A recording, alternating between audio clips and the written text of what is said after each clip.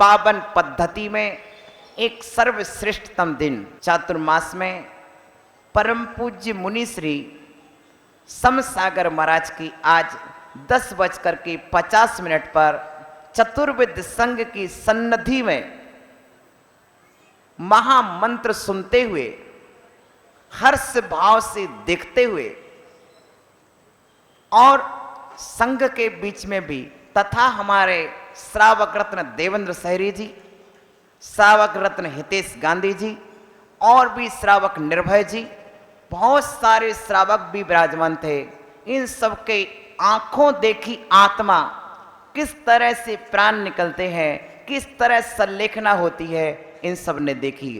प्रिय बंधुओं, क्षुल्लक समसागर का संक्षिप्त परिचय देता हूं।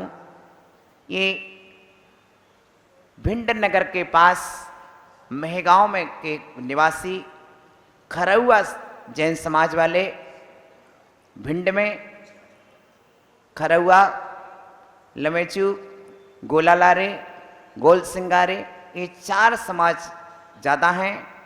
जिस तरह अपने यहाँ पर जो आपके यहाँ हैं उस तरह से जैन समाज के 4 वर्ग वहाँ पर हैं। वह पैसे से डॉक्टर थे, वह कुशल व्रती बने, स्वाध्याय पारायण थे, व्रती थे, साधु भक्त थे, आध्यात्मिक थे। इसलिए उनके जीवन में एक भाव आया कि मुझे संन्यास लेना चाहिए। मुंबई का चातुर्मास करके मैं जब इंदौर पहुंचा तो मुझसे वो जुड़े। उसके बाद 2023 में मेरे पास आए और उनके भाव बने कि मैं मुनि बनूंगा, साधु बनना है, और मैं मिल गया। तो 23 में प्रवेश हुआ संघ में।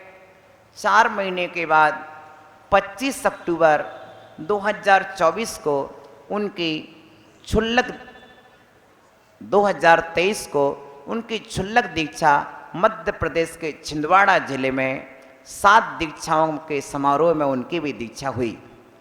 इसके साथ लगभग 11 माह की अवधि पूरी कर रहे थे कि ग्रीष्म काल में औरंगाबाद में ऐसा लगा कि अब मेरे स्वास्थ्य का कोई इलाज उपाय नहीं है। तब संलेखना का भाव रखा। तब मैंने कहा, महाराज अचानक अभी संलेखना मत लो। संलेखना का समय बरसात का सबसे उपयुक्त होता है। बरसात में की गई संलेखना आर्त और ध्यान से बचाती है, संक्लेश पैदा नहीं करती है। इसलिए आप वर्षा काल में संलेखना लेना। और मैंने उनको धैर्य बंधाया। वो हमारे धैर्य और विश्वास के बल पर, जी गुरुदेव आप जैसा कहेंगे जब कहेंगे। और जिस दिन हम यहाँ आए और पहले दिन ही उनने कहा, महाराज बरसात आ गई और मैं भी हूँ। मैंने कहा चिंता मत करो। उन्होंने उसी दिन से लक्ष्य बनाया, कभी अष्टमी का एकासन, 14 का एकासन प्रारंभ कर दिया। उसके बाद मुकुट सप्तमी को तो बिल्कुल बैठ गए, महाराज श्री मुझे संलेखना चाहिए। देखो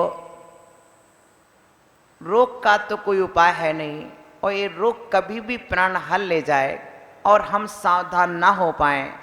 देखो मैंने कहा, महाराज रोग हमें अवसर देता है सावधान होने का, तो बीमारी तो हमें सावधान करने के लिए आई है, आप घबराओ मत। उन्होंने एक दिन पानी लेना और एक दिन आहार लेना शुरू कर दिया। इस क्रम में साधना चलती रही और चलते चलते क्षुल्लक दीक्षा में 1 माह तक निरंतर संलेखना साधी। शांति सागर महाराज की पुण्यतिथि भाद्र सुदी दोज के दिन रात्रि में कुछ श्वास डाउन हुआ, जबकि उसके पहले ही 2 दिन पहले उन्होंने ठीक खड़े होकर के कहा, महाराज देखो महाराज मैं खड़ा हो सकता हूँ, आप मुझे मुनि दीक्षा दे दो। निखिल डॉक्टर थे, मैं था। मैंने कहा खड़े हो, आहार कैसे लोगे? वो खड़े हो गए, बोले मैं ऐसे आहार लूँगा, मैं ऐसे आहार लूँगा। मैंने कहा भाई परिवार वालों, उनको दीक्षा का भाव है, क्या भाव है? बोले महाराज ज़्यादा आहार नहीं ले पाएंगे खड़े होके। मैंने कहा महाराज तुम्हारी प्रार्थना हम रिजर्व रख लेते हैं, कल तुम बोल पाए ना बोल पाए, आज तुम्हारी प्रार्थना तुमने कर ली, वो प्रार्थना निवेदन को हम स्वीकार करके रख लेते हैं। मैंने उनकी प्रार्थना रिजर्व रख ली। परिणाम ये हुआ कि प्रार्थना के बाद पुण्यतिथि के दिन थोड़ी तबीयत डाउन हुई। तब ऐसा लगा कि जीवन क्षणभंगुर है, पता नहीं जीवन का समापन कब हो जाए। इसलिए साधुओं को पहले से तैयार रहना चाहिए और महाव्रत पूर्वक मरण हो तभी पंडित मरण कहलाता है, वीर मरण कहलाता है। इसलिए परिवार के लोग, अंकित भैया बेटा था, बोले महाराज पापा की भावना है महाराज, तो आप दीक्षा दे दीजिए। मैंने कहा भैया थोड़ा और देखता हूँ। आधे घंटे के भीतर मैंने पूरे संघ को रात्रि में 9:30 बजे बुलाया और समाज के महानुभाव को बुलाया जो मंदिर में थे, पहुँच गए।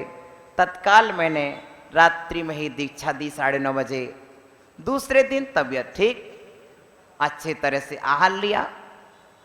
आहार लेने के बाद तीसरे दिन कुछ जल लिया, लेकिन जल के साथ ही आहार में थोड़ा विघ्न आ गया, अंतराय हो गया। लेकिन महाराज ने ये सिद्ध कर दिया कि हम अगला जल नहीं ले पाएंगे। कुछ ऐसे लक्षण रात्रि में प्रतीत हुए कि ऊर्ध्ववायु, देखिए समाधि मरण को हम लोग कैसे जानते हैं? समाधि मरण निकट है, मृत्यु निकट, इसके जानने के उपाय हम 8-10 लोग बैठे हैं, कदाचित कोई मक्खी एक ही व्यक्ति पर बार बार बैठ रही है, तो ऐसा लगता है कि इस व्यक्ति के शरीर से कुछ ऐसे परमाणु निकल रहे हैं जो नहीं निकलने चाहिए थे। ठीक है ना? वो समाधि का कारण हो सकता है एक। दूसरा, ये कान की जो नौड़ी होती है ये ढीली पड़ जाती है।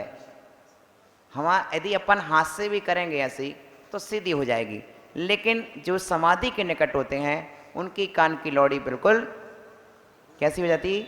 लूज हो जाती है। तीसरी, समाधि मरण करने वाला का लास्ट टाइम ये नाक टेढ़ी हो जाती है।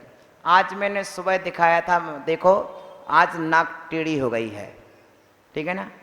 चौथी बात, किसी भी प्रकार की रोग या बीमारी हो, समाधि के पूर्व उसका रोग बीमारी ठीक हो जाती है। जिस तरह से बुझता हुआ दीपक एक बार अच्छी तरह जल के बुझता है, उसी तरह कितना भी बीमार साधु हो एक बार स्वस्थ होकर ही समाधि को प्राप्त होता है। ऐसे कुछ लक्षण हैं और कुछ ना कुछ अनहोनी चेष्टाएं, जो चेष्टाएं कभी ना होती हों। जैसे महाराज दाएं करवट सोते थे, बाएं करवट सोते थे, सीधे कभी नहीं सोते थे, लेकिन आज वो सीधे सोने की चेष्टा किए।